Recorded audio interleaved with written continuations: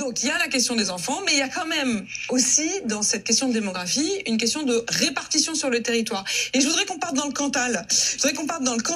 Parce qu'il y a plus d'habitants dans le Cantal. Mais oui, Manu, c'est le maire d'Aurillac qui est avec nous, Pierre Matonnier. Bonjour, monsieur le maire.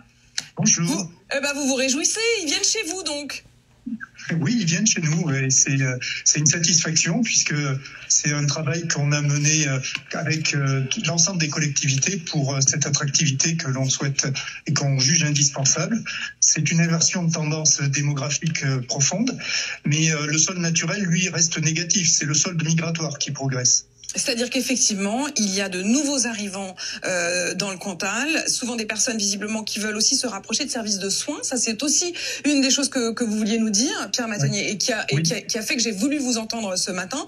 On sait qu'à l'inverse, on parle beaucoup de la question des déserts médicaux. On croit que, en effet, on croit que le Cantal est plus un endroit désertique de ce point de vue-là. En réalité, non, parce que effectivement, la question de la proportion du nombre de médecins, de soignants par habitant, c'est la question de la démographie.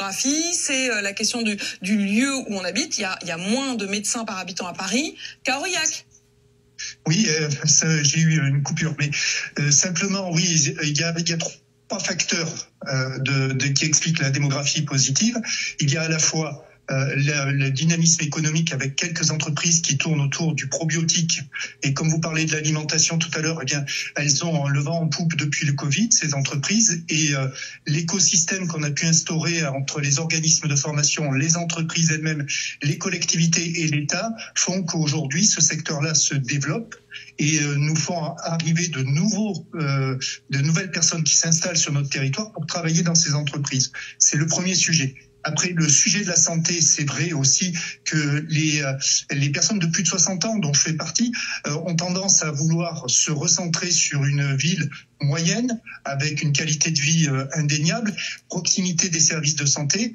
Là aussi, on a une clinique, on a un hôpital public qui fonctionne très très bien, malgré le manque de personnel soignant qu'on subit encore. Mais là aussi, on essaie de lutter contre.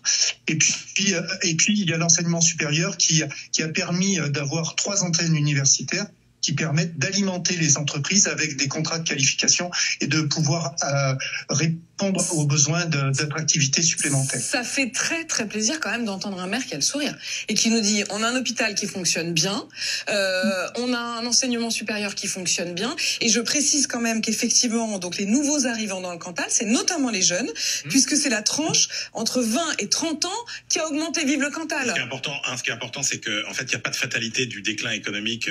Avant on disait oui, ce territoire décline, c'est à cause de sa géographie, de sa spécialisation industrielle, il est loin de la mer. C'est pas vrai. Aujourd'hui, vous avez des villes comparables à Aurillac qui s'en sortent pas du tout aussi bien qu'Aurillac. Donc ça dépend vraiment de l'action locale.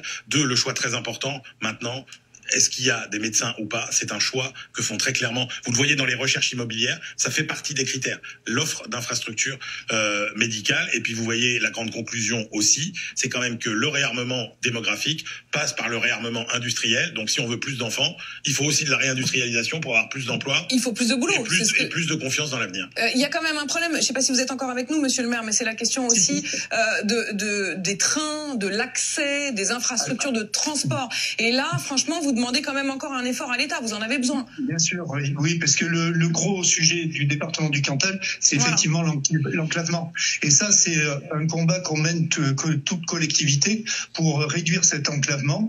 Donc la ligne aérienne, c'est une ligne d'aménagement du territoire, et heureusement que c'est une ligne d'aménagement du territoire parce que tout notre tissu industriel dépend de cette ligne aérienne.